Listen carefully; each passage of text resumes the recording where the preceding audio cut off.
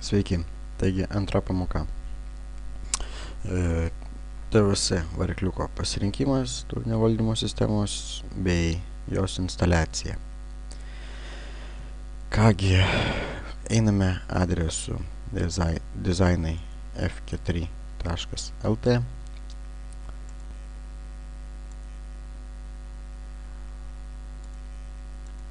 Vedame adresą designaif4.lt. Taip, tada prisiregistruojame, jeigu dar neprisiregistravote. Tada spaudžiame nemokami siuntiniai. Pasirinkime varikliukai, turinio valdymo sistemą. Šioje pamokoje parodysiu PHP Fusion instaliaciją bei naudojimą. Tai atsisiunčiame naujausią versiją v7.01.5. Spaudžiame More Detail. Tada spaudžiame Download ir įrašyti į diską.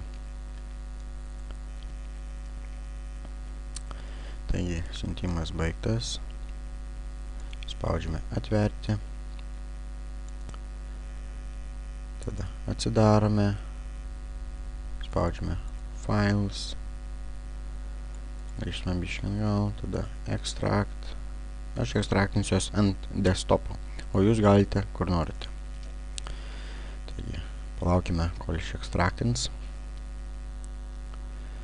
Tada jums reikės FTP kliento. FTP klientą galite atsisiųsti FileZilla arba WinCCP. Aš patarčiau naudotis FileZilla. Taigi įvedame FileZilla free download ir siunčiamės klientą.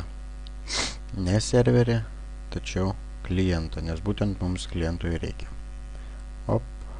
Ir pasirenkate pagal savo operacinę sistemą kompiuterio. Kadangi aš jau turiu atsisiuntęs, tai aš nebesisiųsiu. Jūs paspaudžiate kokį pagal jūsų sistemą turimą. Taigi, jungiamės į FileZilla.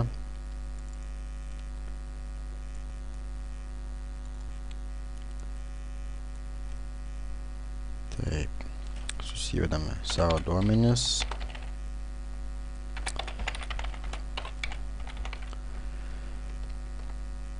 Suvedam vartotojo vardą, kurį gavote elektroniniu paštu. Suvedate tada slaptažodį. Ir jungtis dabar. Taigi paspaudėme jungtis dabar. Ir tęsime tolimesnius žingsnius. Kai prisijungėte, einate Domains, tada pas mane čia ne vienas tinklapis, tad renkamės tą, kurį kūrėme. Testas F4LT, public HTML. Ir tada čia galite ištrinti viską, kadangi čia yra standartiniai hostingo įkelti failai. Taip, taigi mūsų tinklapis.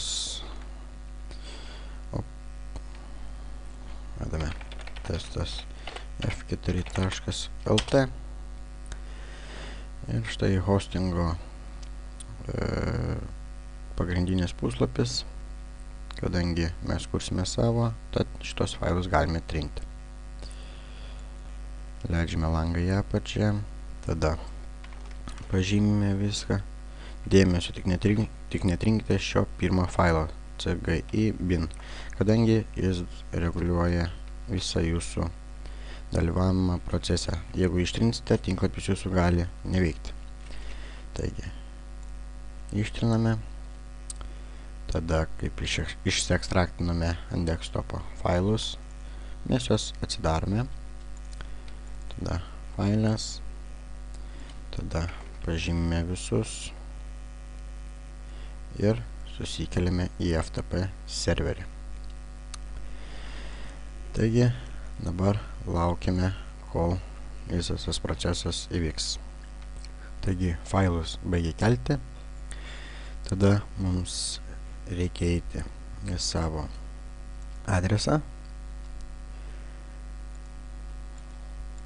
dar rašyti setup.php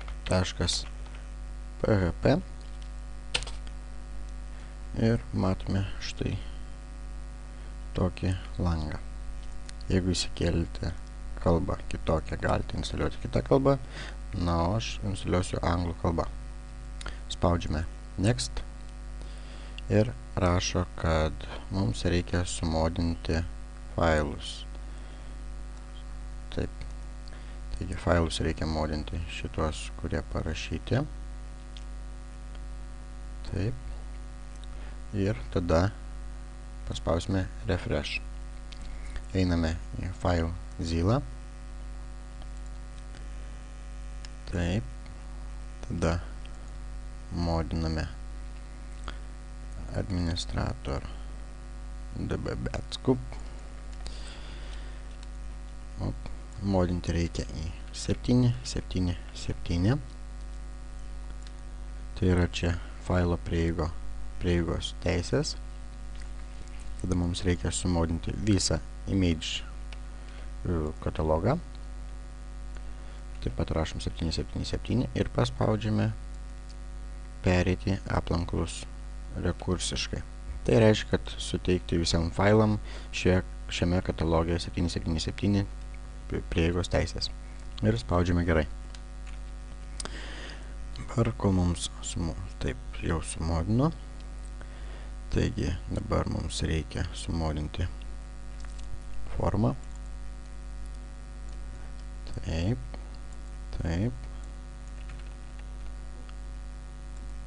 Gerai.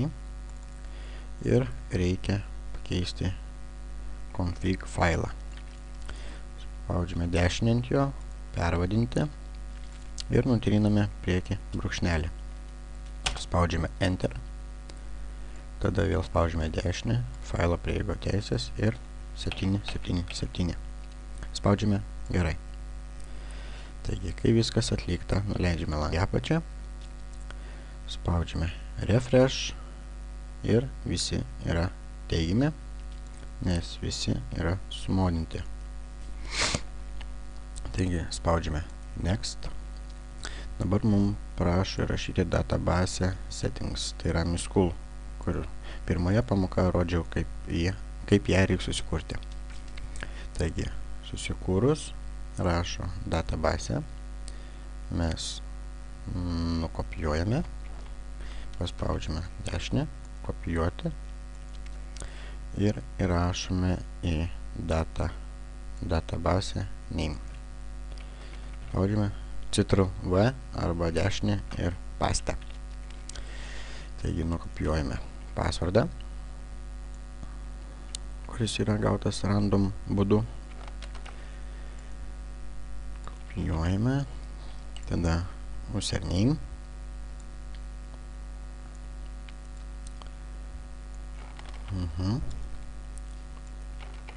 Ir spaudžiame Next. Jeigu viskas gerai, mums parašys štai tokį užrašą. Spaudžiame Next. Taigi, įrašome savo tolesnį žingsnį norimą username, tai reiškia loginą, kurio loginsitės prie svetainės bei administratoriaus pulto. Taigi aš rašau testas. Tada reikia įrašyti slaptažodį norimą, aš rašau savo, pakartoti. Tada administratoriaus slaptažodį, kur jungsitės į administravimą puslapio, jis neturi tapti su anksčiau įvestu, būtent dėl saugumo spragų. Tada įvedite savo elektroninį paštą, kurio naudojatės, ir spaudžiate Next. Toliau Finish. Ir jūsų tinklapis štai jau yra gyvas. Tolimesnius žingsnius sužinosite mano kitoje video pamokoje. Taigi tiesa, dar vieną dalykas nepamiršau. Einame į FileZilla, SoftTP serverį. Tada susirandame config.php failą, spaudžiame dešinį jo, failo periodo teisės ir nustatome 644, kad niekas negalėtų jo perrašyti dėl saugumo spragos. Tada išlinam setup.php failą, kad niekas per naujo negalėtų jį būtent instaliuoti. Kaip žinome, galime netgi patikrinti. Taigi, vietoj news.php rašom setup.php ir rašo, kad nerasta. Taigi, dabar patikrinimą einam į Google LT. Tada viršuje rašome www.testas.f4.lt ir spaudžiame Enter. Ir taigi matome savo tinklapį. Na ką, sakau, geros dienos ir susitiksime kitoje video pamokoje.